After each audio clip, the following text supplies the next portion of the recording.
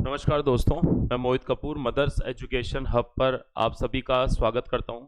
और आज की हमारी ये क्लास आपके संडे के जो टेस्ट है 1632 उसमें जो जीके वाला सेगमेंट का जो आपका सोल्यूशन है, जिसमें आपका जीके भी है और जीएस भी है, यानी जनरल नॉलेज वाला सेगमेंट, जनरल अवेयरनेस वाला सेगमेंट और साथ ही साथ आपका जो जनरल साइंस वाला सेगमेंट है। तो अप्रॉक्सीमेट आपके जो 25 क्वेश्चंस हैं उनको सोल्यूशन करेंगे उनका, और जहां पर भी हमें एक्सप्लेनेशन की नीड होगी वहां पर उसका एक्सप्लेनेशन भी करेंगे। क्योंकि देखो, जब तक आप डायरेक्ट आंसर याद कर लोगे तो आपकी बहुत कम तैयारी होगी, पर जब आप सारे ऑप्शंस को चेक करने की कोशिश करते हो तो वहां आपकी एक बहुत बेटर और सटीक तैयारी हो पाती है। ठीक है, तो चलिए स्टार्ट करते हैं जल्दी से आज का सेशन।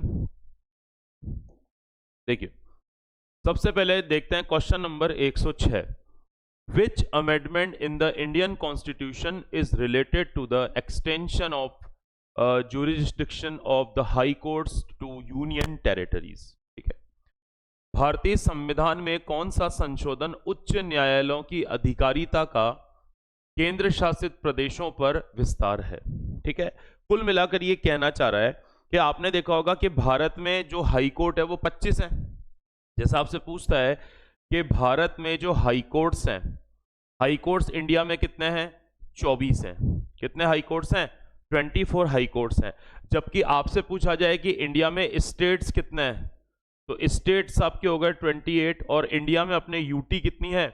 तो यूटी कितनी हो गई? 8 हो गई। ठीक है, तो ऑब्वियसली ये बात फिक्स हो जाती है इससे, इसको देखते ही कि आपके कई राज्य ऐसे हैं जिनके कॉमन हाई कोर्ट्स हैं और हर यूटी का अपना हाई कोर्ट नहीं है। जैसे आपको अगर पूछा जाता है जम्मू कश्मीर का तो खुद का हाई कोर्ट है, आपका पूछा जाता है आपको कि दिल्ली का तो खुद का हाई कोर्ट है, पर आपका जैसे दमन दीव का खुद का हाई कोर्ट नहीं है, अंडमान निकोबार का खुद का हाई कोर्ट नहीं है, लक्षद्वीप का खुद का हाई कोर्ट नहीं है।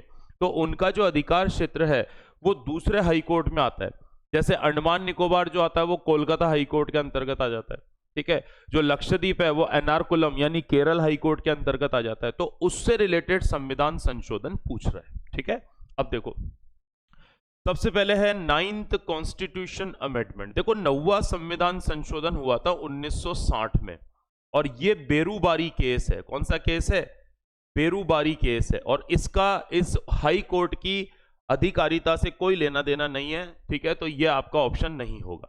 ठीक है, फिर आपका आता है 7th कॉन्स्टिट्यूशन अमेंडमेंट। ये अमेंडमेंट हुआ था 1956 में, और इसमें बहुत सारी चीजें हुई थी कि एक ही व्यक्ति, एक राज्य का एक राज्यपाल होगा, single state has a governor, and जो एक व्यक्ति है उसे 2 या 2 से अधिक राज्यों का राज्यपाल भी बनाया जा सकता है।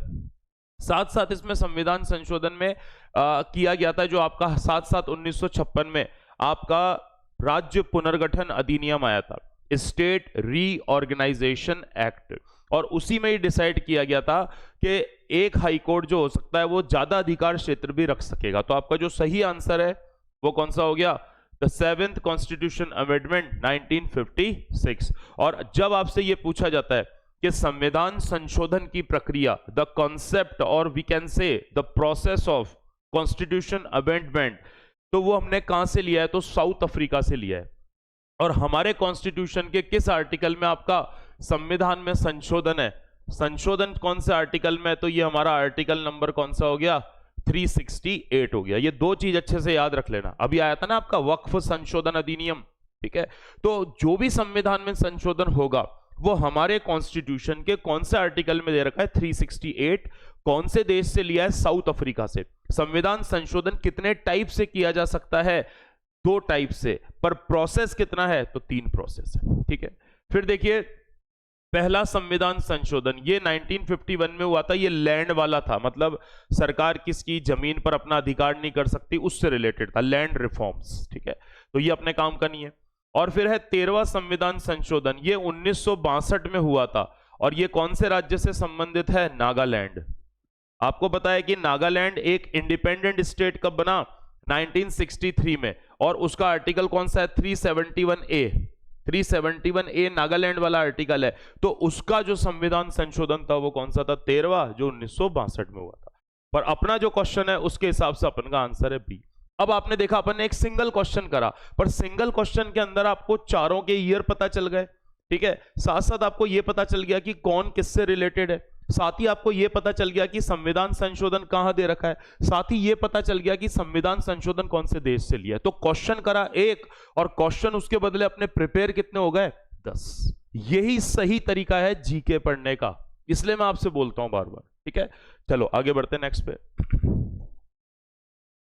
ये आपका कल्चर वाले सेगमेंट से एक सिंपल सा क्वेश्चन दे रखा है। ठीक है, विच of the following dance form is perform by the आदि ट्राइब ऑफ अरुणाचल प्रदेश।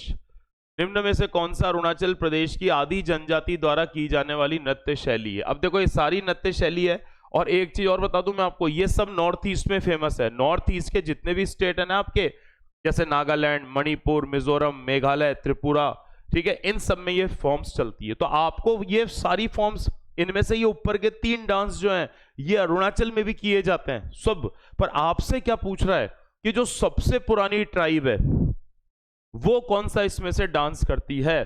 तो इसका जो सही आंसर है वो कौन सा हो गया, तापू डांस। कौन सा हो गया, तापू डांस। और कौन सी जनजाति हो गई, आदि जनजाति। नाम भी आदि जनजाति और ओल्डेस्ट ट्राइब में से भी एक है। ठीक है, अगर आपसे पूछा जाए कि सबसे ओल्डेस्ट कौन सी है, तो जारवा जनजाति। भारत की सबसे ओल्डेस्ट ट्राइब कौन सी है, तो जारवा। ठीक है, और भारत में सबसे ज्यादा संख्या में कौन सी ट्राइब है, तो फिर आपका आंसर होता है भील। कौन सी जनजाति, भील जनजाति। ठीक है, तो इसका आंसर आपका हो गया ए। चलिए नेक्स्ट क्वेश्चन पे आते हैं। ये देखो, ये आपका करंट अफेयर का क्वेश्चन है और ये नोबेल प्राइज से पूछा हुआ है। और अभी आपको बताया कि अब जो इस साल वाले नोबेल प्राइज मिलेंगे वो मिलेंगे 10 दिसंबर को, क्योंकि हर साल 10 दिसंबर को डॉक्टर अल्फ्रेड नोबेल की डेथ एनिवर्सरी होती है, और 10 दिसंबर को ही हर साल आपके क्या दिए जाते हैं, नोबेल प्राइज प्रदान किए जाते हैं। और ये कितनी फील्ड में दिए जाते हैं, 6 फील्ड में दिए जाते हैं। कौन सी गवर्नमेंट द्वारा दिए जाते हैं, स्वीडन गवर्नमेंट द्वारा दिए जाते हैं। ठीक है, और नोबेल प्राइज में जो राशि दी जाती है वो लगभग आपका 9 करोड़ रुपए के आसपास की प्रदान की जाती है। ठीक है, तो इस बार का जो नोबेल प्राइज मिला था उनमें से ये लोगों को दिखाया गया। तो फिजिक्स का नोबेल जो इस बार मिला वो 3 लोगों को मिला, जिसमें से 2 इंपॉर्टेंट हैं। अब बताइए इसमें, for what contributions were the John Hopfield and the Geoffrey Hinton awarded the Nobel prize in the physics for the year of 2024। ये आपका दिसंबर तक लेटेस्ट रहेगा। ठीक है, जॉन हॉपफील्ड और जेफरी हिंटन को किस योगदान के लिए भौतिकी में नोबेल पुरस्कार 2024 से सम्मानित किया गया। क्योंकि ये पूछता है कि फिजिक्स का तो मिला, पर फिजिक्स में ऐसा क्या किया जिसके लिए मिला। ठीक है, तो पहला दे रखा है इसमें एडवांस क्वांटम कंप्यूटिंग, नहीं क्वांटम के लिए नहीं मिला, वो पिछले साल मिला था। फिर है for discoveries in machine learning, हाँ ये ज्यादा सही लग रहा है। डिस्कवर द ग्रेविटेशनल वेव्स, नहीं। और डेवलपिंग द न्यूक्लियर फिजन, इसका सही आंसर है B, for the discoveries of machine learning, machine learning में खोज। और फॉर द लिख देना, for the artificial, for the artificial neural networks, for the artificial neural networks, इसके लिए इनको प्रदान किया गया था। मशीन लर्निंग समझ गए ना आप, अभी आप जैसे कुछ भी चीज डालते हो तो एआई जो होता है वो मशीन लर्निंग पे तो बेस्ड है, उस पर उन्होंने बहुत इंपॉर्टेंट रिसर्च करी। तो इसका जो आंसर है वो आपका कौन सा हो गया, बी हो गया। ठीक है, चलिए आगे बढ़ते हैं। Next question 109, it is related to sports. Which of the following pairs of the term sports is correct. निम्न में से कौन सा शब्द खेल युग्म सही है। ऑफसाइड वर्ड का प्रयोग क्या फुटबॉल में होता है क्या। अगर आपने फुटबॉल का मैच देखा है या फुटबॉल में आप थोड़ा भी इंटरेस्ट रखते हो, क्योंकि दुनिया का सबसे पॉपुलर गेम आपका कौन सा है, फुटबॉल है, तो फुटबॉल में ऑफसाइड का यूज होता है। ठीक है, तो ये पहला वाला बिल्कुल सही है। और पार वर्ड का यूज गोल्फ में बिल्कुल होता है। ठीक है, गोल्फ में होता है, हालांकि अपने इंडिया में गोल्फ, फुटबॉल तो थोड़ा बहुत तो भी फेमस है, पर गोल्फ बहुत ज्यादा फेमस नहीं है। तो गोल्फ में किसका प्रयोग होता है, पार का होता है। तो ये दोनों ही स्टेटमेंट आपके सही आएंगे। तो इसमें आपका सही स्टेटमेंट पूछा है तो ये दोनों हो जाएंगे बोथ 1 and 2।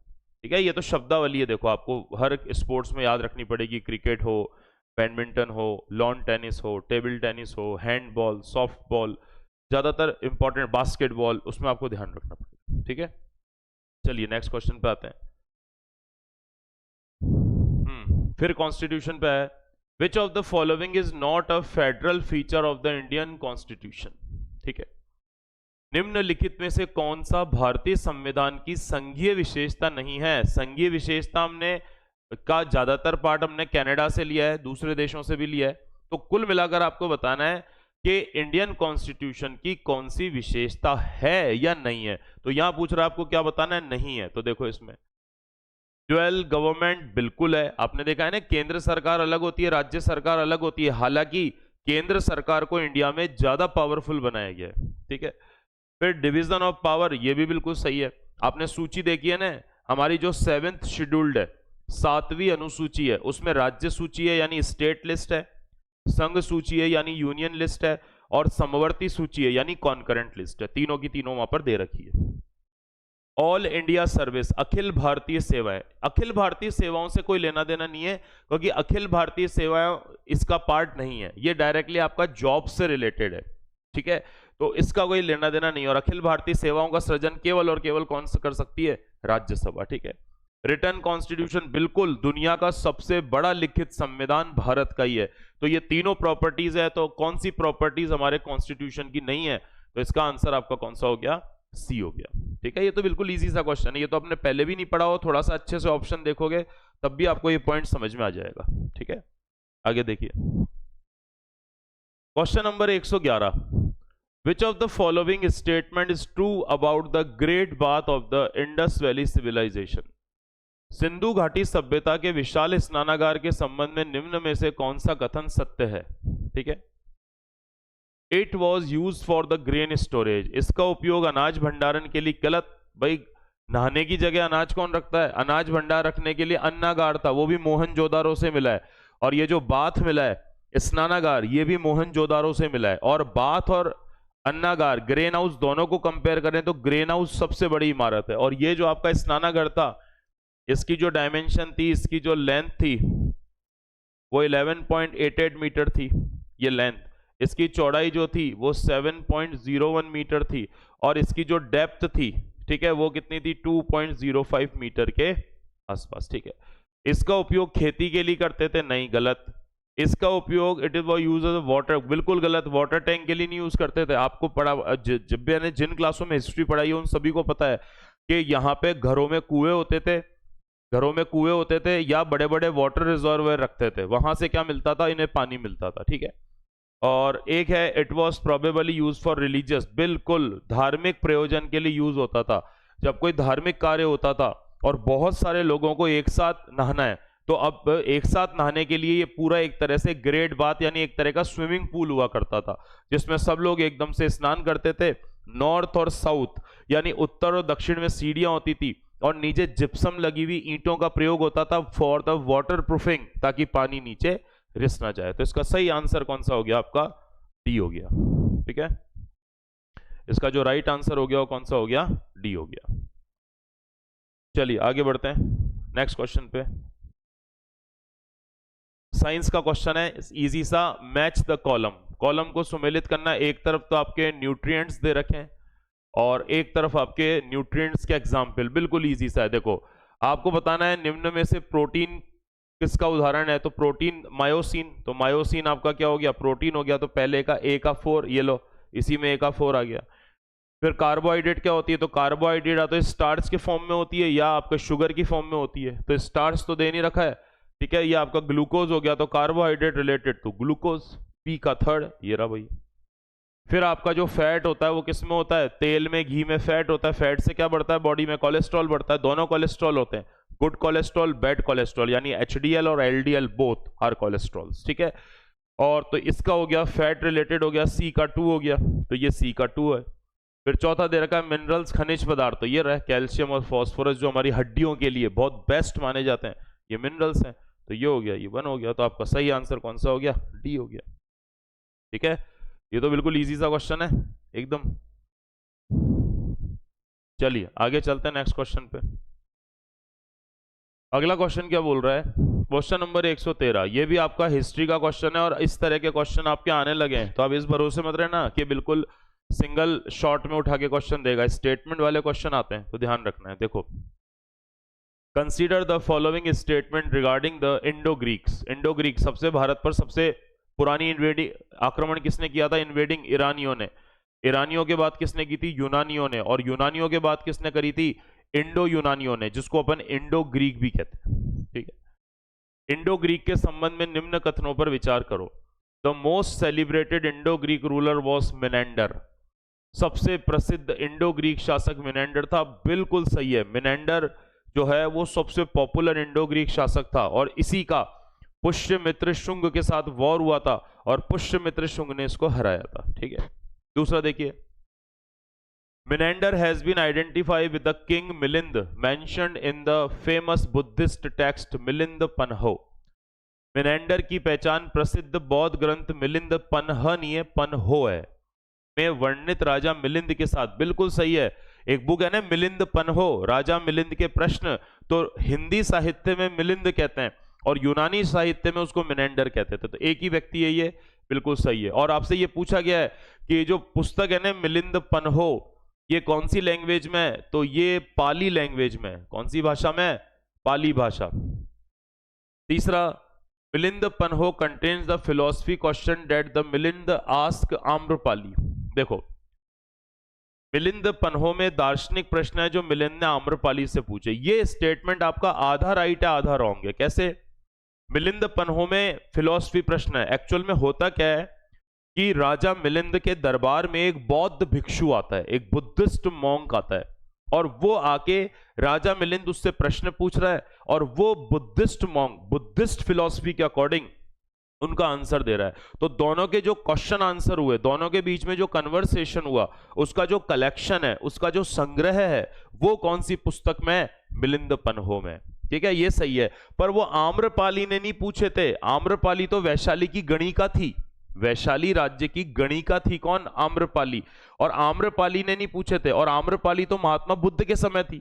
ये तो बहुत बात की बात है, तो इसलिए ये गलत है। इसकी जगह आएगा बौद्ध भिक्षु नागसेन। कौन सा आएगा? बुद्धिस्ट मॉन्क नागसेन आएगा। इसलिए तीसरा नंबर का स्टेटमेंट आपका रॉन्ग है। ठीक है। Impressed by the answers, the king Milind adopted, or we can say accepted the Buddhism as his religion. उत्तरों से प्रभावित होकर राजा मिलिंद ने बौद्ध धर्म को अपना। बिल्कुल सही है, इसने फिर बुद्धिज्म अपना लिया, तो फोर्थ भी सही है। अब आपसे बोल रहा है कि उपरोक्त में से कौन से कथन सही है? तो देखो, सीधी 3 गलत है, बाकी सही है। तो 1, 2 और 4, 1, 2 और 4 सही है। ये रहा आपका आंसर बी। क्लियर है? अगर किसी प्रश्न में आपको दिक्कत भी आती है, क्योंकि ये आपकी रिकॉर्डिंग है, किसी क्वेश्चन में दिक्कत आती है तो कमेंट कर देना, मैं आपका एक्सप्लेनेशन उसमें दे दूंगा। तो परेशान होने की किसी को जरूरत नहीं है। या फिर आपको दिक्कत हो तो मेरी क्लास होती है, तो रिसेप्शन पे आके भी आप मेरे से पूछ सकते हो। जो रिसेप्शन पे बैठते हैं ना, 2-3 वहां पर एम्प्लॉयज बैठते हैं, तो उनसे आप बोल देना कि भाई मेरा नाम देके, तो आपको कोई प्रश्न का सोल्यूशन है, कोई दिक्कत आ रही है आपको पढ़ने में कुछ भी, तो वो मेरे को टाइम बता देंगे, तब मैं आपको समझा दूंगा। तो प्रॉब्लम किसी भी चीज में नहीं है। सबसे मेन चीज है आपको समझ आना चाहिए और आपके अच्छे मार्क्स आने चाहिए और आपका एग्जाम क्लियर होना चाहिए। ठीक है। देखिए, क्योंकि ज्यादातर बच्चे 89 to 90% बच्चे सिर्फ जीके की वजह से एसएससी में क्या हो जाते हैं? फेल हो जाते हैं। ठीक है। देखो, क्वेश्चन नंबर 114 देखिए, विच of the following is the property of silicon dioxide. ये लो भाई, ये रहा आपका सिलिकॉन डाइऑक्साइड हो गया। ठीक है। अब आपसे पूछ रहा है कि सिलिकॉन डाइऑक्साइड का गुण कौन सा होता है? तो ये बालू मिट्टी से मिलता है, बालू होती है ना, बालू, उससे मिलता है। और इसका यूज अपन किस में करते हैं? कांच उद्योग में, जो आपका ग्लास और मिरर इंडस्ट्री होती है उसमें भी काम आता है। इट कंडक्ट द नो, बिल्कुल भी नहीं। सॉफ्ट बिल्कुल नहीं होता, और सोल्यूबल ये नहीं होता। हाँ, इसका मेल्टिंग पॉइंट, मैंने कहा ना आपसे, इसकी जो टेम्परेचर को सहन करने की कैपेसिटी होती है वो बहुत ज्यादा होती है। तो इसका जो मेल्टिंग पॉइंट होता है, जो गलनांक बिंदु होता है, वो इसका काफी ज्यादा हाई होता है। इसलिए जो आंसर हो गया वो आपका कौन सा हो गया? इसमें डी हो गया। ठीक है। आंसर कौन सा आ जाएगा? इसमें डी आ जाएगा। इसका गलनांक उच्च होता है। चलिए नेक्स्ट क्वेश्चन करते हैं। Question number 115। अब ये क्वेश्चन आपका फिर हिस्ट्री का है, और ये क्वेश्चन एसएससी में आपका 2-3 बार रिपीट हुआ है। ठीक है। देखो एक बार, who among the following revolts against the Balban the Sultan of Delhi and declared himself as an independent ruler of Bengal in 1279।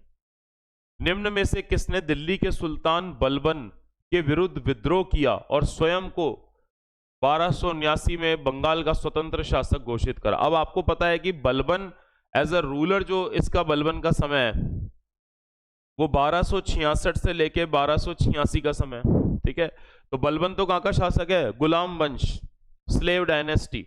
और बलबन जो है उसका ये आपका 20 साल का पीरियड हो गया। इसी समय बंगाल में उसका एक सूबेदार रहता था, तो उसने अपने आप को रिवोल्ट करके स्वतंत्र घोषित कर दिया था। क्योंकि कहते हैं जब बलबन का लास्ट समय चल रहा था तो वो बीमार पड़ गया था और उसकी पकड़ धीमे धीमे भारत के बाकी हिस्सों से क्या हो गई थी? काफी कमजोर या वीक हो गई थी। तो मोहम्मद खान, तुगरिल बेग, बुगरा खान, नसीरुद्दीन महमूद, तो ये तो दामाद है इसका, ये तो है भी नहीं, तो इसका नाम हो गया तुगरिल बेग भी बोल सकते हैं, और हो सकता है तुगरिल बेग नहीं आए तो ऑप्शन में तुगरिल खान भी आ सकता है। समझ गए क्या? तुगरिल बेग, ये अच्छे से याद कर लेना ये क्वेश्चन, तुगरिल बेग या तुगरिल खान, ये पहले भी आपके टेस्ट में दिया हुआ क्वेश्चन है, पहले भी टेस्ट में दिया हुआ है, तो उन चीजों को आपको ध्यान रखना है, ठीक है। चलिए आगे बढ़ते हैं। क्वेश्चन नंबर 116, ये आपका इकोनॉमिक्स का क्वेश्चन है और बिल्कुल इजी सा क्वेश्चन है। देखो, विच of the following represents the disposable income, निम्न में से क्या प्रयोज्य आय को दिखाता है? The income earn by the individuals and the house holds after the taxes and other deduction, ये थोड़ा सही हो सकता है, अभी पढ़ेंगे इसको। कर और अन्य कटौतियों के बाद व्यक्तियों और परिवार द्वारा अर्जित आय, ठीक है, अभी तक ये सही है, गलत नहीं बोल सकते। आगे पढ़ते हैं। The total income earn by the businesses and corporation in an economy, किसी अर्थव्यवस्था में व्यवसाय और निगम, नहीं बिल्कुल नहीं, क्योंकि इसमें कुल आय नहीं होती है, ये आपका टैक्स डिडक्शन के बाद जो प्योर अमाउंट बचता है, आपका सब टैक्स कट गए, सारे खर्चे निकल गए, फिर आपके पास जो प्योर अमाउंट बचा, शुद्ध लाभ या शुद्ध पैसा, वही आपका होता है। इसलिए मैंने कहा था ये टैक्सेस कटौती जरूरी है, इसलिए पहला सही हो सकता है। आगे देखिए, the income earn by the individual through their own business और सेल्फ एम्प्लॉयमेंट, व्यक्ति द्वारा अपने स्वयं के व्यवसाय से अर्जित आय तो हो गई, पर देखो टैक्स डिडक्ट नहीं हुए, टैक्स नहीं कटे इसमें भी, इसलिए ये भी गलत है, तो बी भी गलत है, सी भी गलत है। आगे देखिए, the total income earn by the individual and house hold before taxes and other deductions, ठीक है। करो और अन्य कटौतियों से पहले व्यक्ति के, नहीं, कटौती से पहले की आय कैसे लेंगे? आपका पैसा आता है, आप टैक्स भरते हो, मान लो आपकी महीने की इनकम 10,000 है, आपने 2,000 टैक्स में दे दिए, या सब खर्चे हो गए, आप क्या हो कि 5,000 बचे, तो आफ्टर वाला ही कॉन्सेप्ट ही तो आएगा, बिफोर तो कैसे करोगे, ठीक है। तो इसका सही आंसर आपका कौन सा हो गया?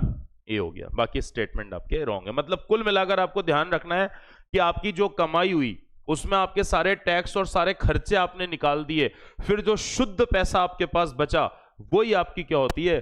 डिस्पोजेबल इनकम होती है, याद रह जाएगा, ठीक है। चलिए आगे बढ़ते हैं।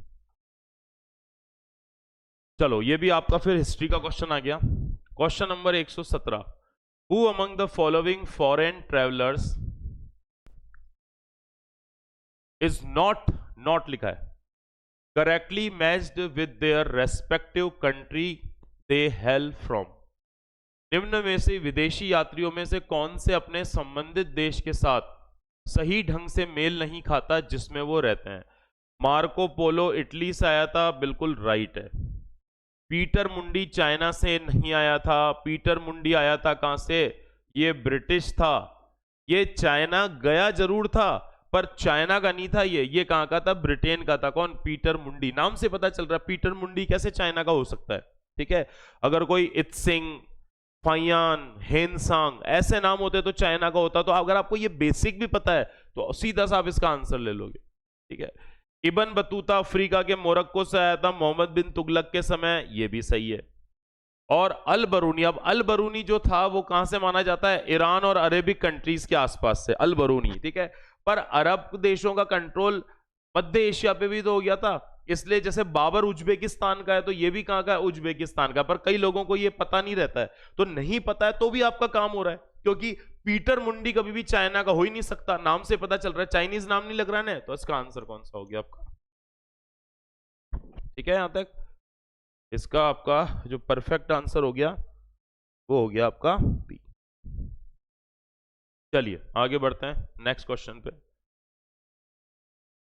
नेक्स्ट क्वेश्चन 118 और वापस इजी सा क्वेश्चन है, देखो बिल्कुल ठीक है ना, ये तो इससे इजी कोई नहीं हो सकता और इस साल तो खूब पॉपुलर चल रहा है। देखो, what is the aim of the article 44 of the Indian constitution? भारतीय संविधान के अनुच्छेद 44 का उद्देश्य क्या है? To protect the every monuments और द प्लेस ऑफ आर्टिस्टिक और हिस्टोरिक इंटर, कलात्मक और ऐतिहासिक रुचि के, नहीं गलत है, इसका है तो नीति निर्देशक ही, पर 44 से मतलब नहीं है, ठीक है, ये गलत है।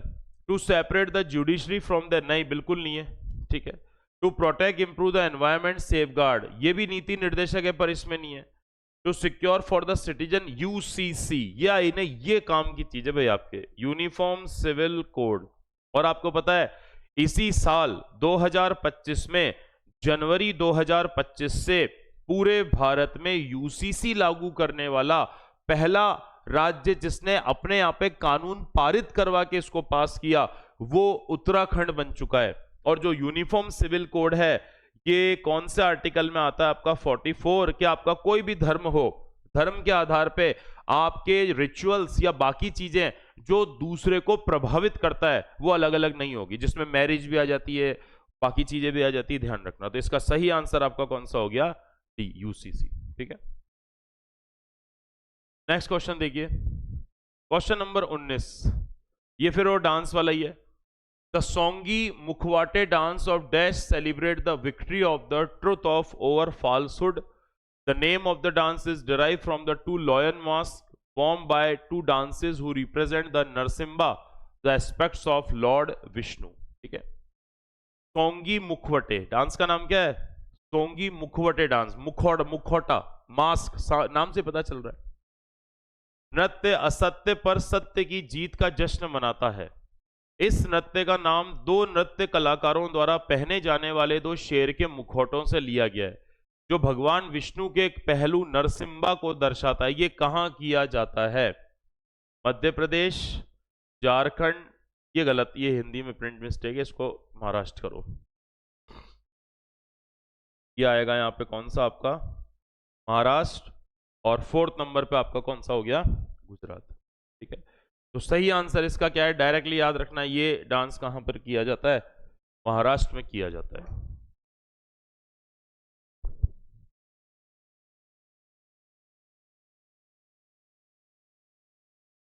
ये डांस कहां पे किया जाता है आपका? महाराष्ट्र, वहां पर, ठीक है। यहां तक क्लियर है? चलिए आगे बढ़ते हैं। चलिए, ये आपका ज्योग्राफी का क्वेश्चन है। विच of the following statement regarding the moon correct? सही स्टेटमेंट आपको बताना है। चंद्रमा के संबंध में निम्न में से कौन सा कथन सही है? The size of the illuminated part of the moon visible from the earth increases each day after the new moon. अमावस्या के बाद पृथ्वी से दिखाई देने वाले चंद्रमा के प्रकाशित भाग, बिल्कुल सही है। अमावस जब आ गई तो अमावस के 15 दिन बाद क्या आएगी? पूर्णिमा आएगी। तो अमावस को तो कुछ भी नहीं दिखता, फिर अमावस के बाद एकम, द्वितीय, चौथ, पंचमी, ऐसे बढ़ता चला जाता है ना चंद्रमा। तो बिल्कुल सही है, फर्स्ट बिल्कुल। ये तो किसी को ज्योग्राफी नहीं भी आती है तो उसको कॉन्सेप्ट पता है। After the full moon day the sunlit part of the moon visible from the earth decreases in the size every day. पूर्णिमा के बाद पृथ्वी से दिखाई देने वाले चंद्रमा के प्रकाशित भाग का आकार प्रतिदिन घटता, बिल्कुल सही है। पूर्णिमा को पूरा चांद दिख रहा है, तो पूर्णिमा के 15 दिन बाद क्या आएगी? अमावस्या, तो धीमे धीमे आकार घटेगा। तो ये जो दूसरा स्टेटमेंट है ये भी पूरी तरह सही है। तो सही स्टेटमेंट दोनों ही है, तो बोथ 1 and 2। इसका आंसर कौन सा आ गया आपका? बोथ 1 and 2, दोनों के दोनों इसके आंसर पे हो जाएंगे, ठीक है। चलिए नेक्स्ट क्वेश्चन पे चलते हैं। Question number 121, which country celebrate the one of the famous festival known as Paro शेंचू? पारो शेचू के नाम से प्रसिद्ध त्योहार। अब आपको ये नहीं भी आता है, ये तो पता चल गया कि ये नाम ऐसा लग रहा है कि ये वहां भूटान टाइप होता है। अब देखो यहाँ तो आपके ऑप्शन इजी आ गए, अब इसमें नेपाल दे देता, भूटान दे देता, सिक्किम दे देता तो दिक्कत आती। मैंने आपको कई बार क्लास में पढ़ाया हुआ है, जब स्टैटिक पढ़ाइए, कि भूटान की कैपिटल कौन सी है? थिम्फू है। और भूटान का जो सबसे बड़ा इंटरनेशनल एयरपोर्ट है वो थिम्फू में नहीं है, थिम्फू से कुछ किलोमीटर की दूरी पर पड़ता है। इसका नाम है पारो इंटरनेशनल एयरपोर्ट। तो ये नाम में भी क्या आ रहा है, ये देखो पारो, तो इसका आंसर सिंपल सा कौन सा हो गया, भूटान हो गया। ठीक है, भूटान से रिलेटेड पॉइंट आपको याद रखने हैं। भूटान में राजा होते हैं जिनका अभी वर्तमान राजा है जिग्मे खेसर नामग्याल वांगचुक। ठीक है, इसी तरह भूटान के जो प्रधानमंत्री हैं वो कौन हो गए, शेरिंग तोब्गे हो गए। साथ साथ भूटान को कहा जाता है the land of thunder bolts या लैंड ऑफ थंडर स्टॉर्म्स। 3 तरफ से इंडिया से घिरा हुआ है, 1 तरफ से तिब्बत से घिरा हुआ है। भूटान जो है वो दुनिया का 0% कार्बन पोल्यूशन वाला कंट्री है। और जापान, एक भूटान में एक भी आपका इलेक्ट्रिक या हाइड्रो पावर जो आपका थर्मल पावर प्रोजेक्ट है वो एक भी नहीं है। साथ साथ आपको ध्यान रखना है कि बाकी दुनिया के देश अपनी ग्रोथ नापते हैं जीडीपी से, ग्रॉस डोमेस्टिक प्रोडक्ट से, जबकि भूटान वाले अपनी ग्रोथ नापते हैं जीएनएच से, ग्रॉस नेशनल हैप्पीनेस से। ठीक है, तो बहुत ही बेसिक पॉइंट हैं जो आपको इसमें ध्यान रखना। और अभी लेटेस्ट में आपका जो सम्मेलन हुआ है वो सम्मेलन कौन सा हुआ है, बिम्स्टेक का सम्मेलन हुआ है। और बिम्स्टेक सम्मेलन में भी बिम्स्टेक का एक मेंबर कौन है, भूटान है। ठीक है, चल ध्यान रखना। भूटान से भारत के जो 4 राज्य हैं उनकी सीमाएं क्या करती है, टच करती है। ठीक है, कौन कौन से हैं अगर आपसे पूछा जाता है तो इंडिया का एक स्टेट जो भूटान से टच होता है ये तो सिक्किम है। दूसरा स्टेट जो भूटान से टच होता है ये अरुणाचल है। तीसरा स्टेट भूटान से टच होता है ये वेस्ट बंगाल है। वेस्ट बंगाल का जो दार्जिलिंग एरिया है अपर वाला वो टच होता है। और कुछ एरिया इसका टच होता है कौन से स्टेट से, असम से। ठीक है, तो आपका आंसर कौन सा हो गया, भूटान। ठीक है, आगे देखिए next question, question number 122। Question number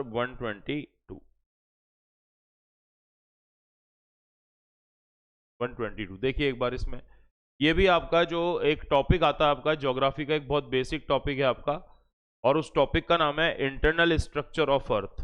ठीक है, वहां पूछा जाता है कि अर्थ की 3 लेयर होती है। सबसे ऊपर वाली होती है क्रस्ट, बीच वाली होती है मेंटल, और नीचे वाली होती है कोर। ठीक है, तो उनका उस जो सबसे ऊपर वाली लेयर है, अपन जिस लेयर में रहते हैं वो होती है क्रस्ट यानी भूपरत। तो भूपरत में जो मिनरल्स पाए जाते हैं उनके परसेंटेज में पूछा गया है। तो देखो एक बार, which of the following is the correct match between the column A and column B. Column A और कॉलम बी के बीच में निम्नलिखित में से कौन सा सही मेल है, कौन सा इसमें से परफेक्ट है। कॉलम ए और कॉलम बी, कॉलम ए में क्या है, the elements in the earth crust, और कॉलम बी क्या है, द टोटल परसेंट इन अर्थ। ठीक है,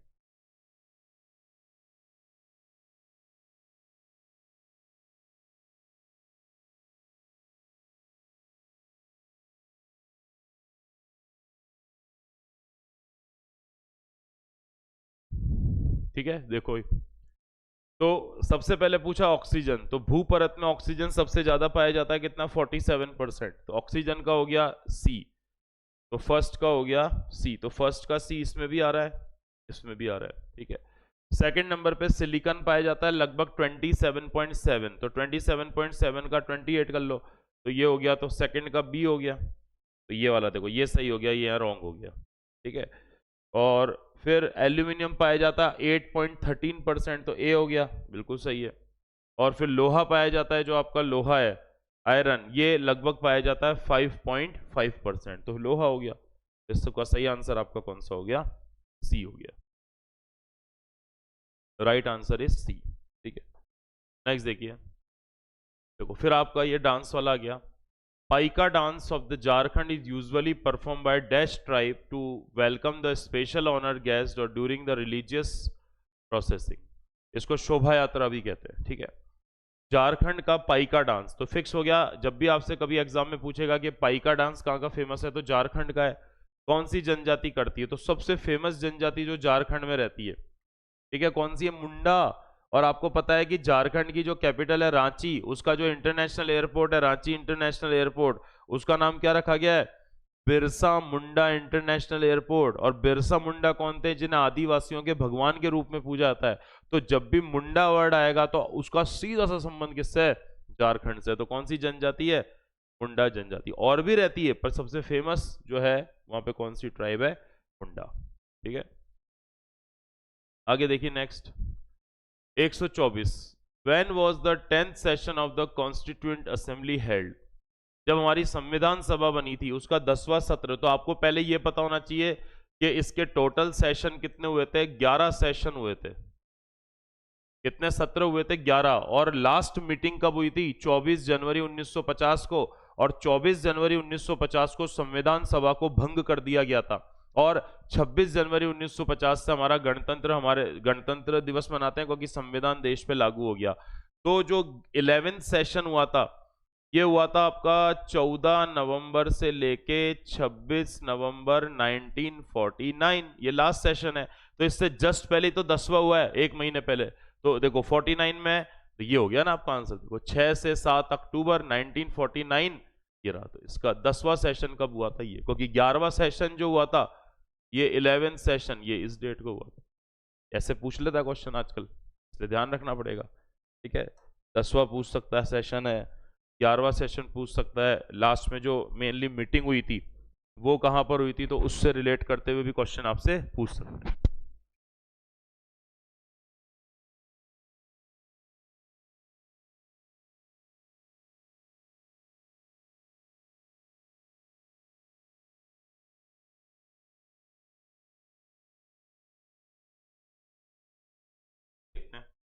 नेक्स्ट क्या करंट में? Which state government launched the drug eradication in कल्प? किस राज्य सरकार ने नशा उन्मूलन विकल्प शुरू किया?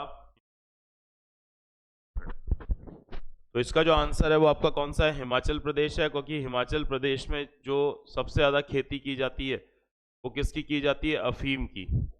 अफीम आपका क्या होता है? ओपियम। तो उससे युवा लगातार एडिक्ट हो रहे हैं। तो उसको रोकने के लिए संकल्प अभियान हिमाचल प्रदेश सरकार द्वारा।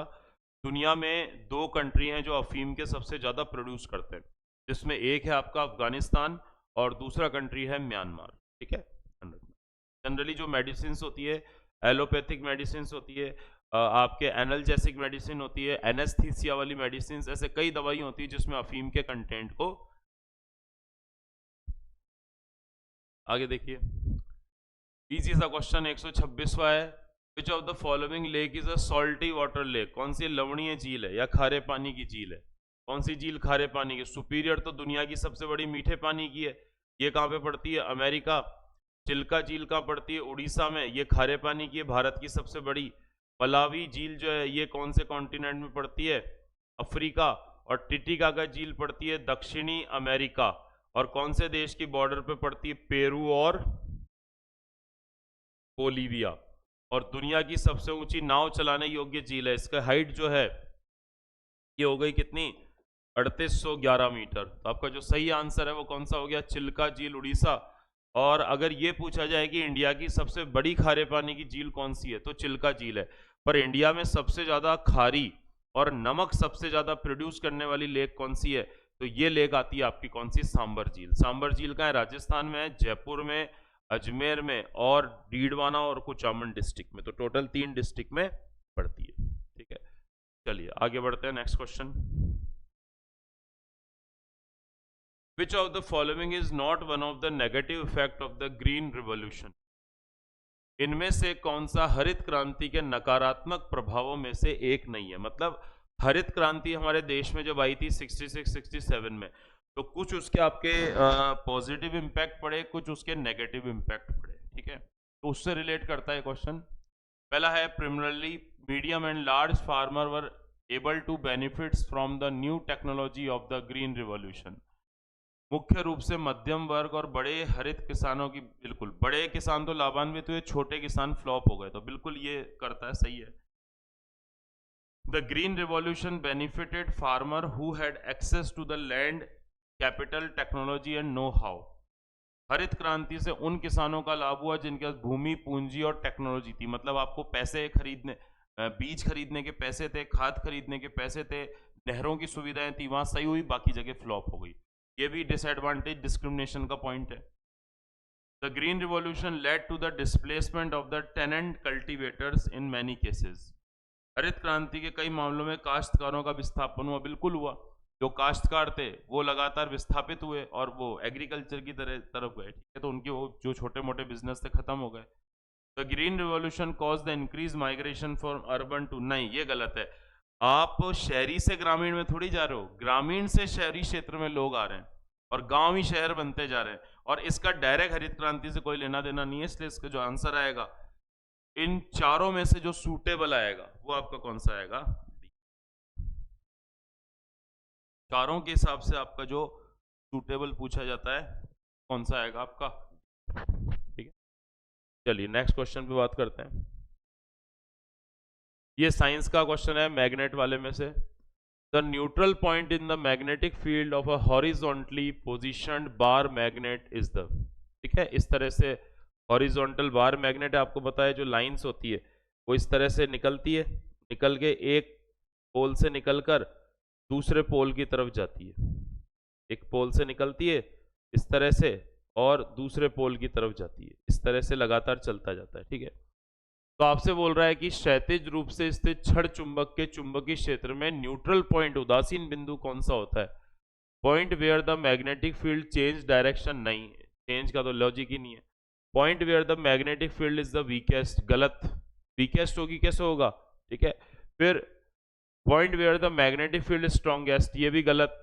Point where the magnetic field is zero, zero ही तो होगी, जीरो होगा तभी तो न्यूट्रल माना जाएगा ना। और ये कहाँ कहाँ होते हैं, इस तरफ जाओगे तो ये आपके यहाँ पर क्या बनते हैं, न्यूट्रल पॉइंट्स बनते हैं, तो दोनों प्लस और माइनस मिलकर उसको न्यूट्रल कर देंगे, ठीक है। तो इसका जो आंसर है, सिंपल सा क्वेश्चन है, कौन सा हो गया आपका? डी हो गया, सिंपल सा डी हो गया, ठीक है। आगे बढ़ते हैं 129, ये भी साइंस का। विच of the following is a characteristic of conservative force, नाम से ही क्वेश्चन सॉल्व हो जाएगा। निम्न में से कौन संरक्षी बल की विशेषता है? संरक्षी मतलब जो वापस से रीस्टोर रहता है, ठीक है, कभी खत्म नहीं हो। Energy is dissipated as heat energy, ऊष्मा ऊर्जा का ऊर्जा के रूप में, अपव्यय तो वर्ड ही नहीं आना चाहिए क्योंकि यहाँ संरक्षी आ रहा है, ठीक है। Work done bye in it is in the round trip is not zero, एक प्रत्यावर्तन में इसके द्वारा किया गया कार्य शून्य नहीं होता है, नहीं। Work done by its depend upon the path, नहीं। Work done by its completely recoverable, ये वर्ड बहुत इंपॉर्टेंट है संरक्षी में, रिकवरेबल यानी वापस से रीगेन हो सके। तो इसका सही आंसर कौन सा हो गया? डी हो गया,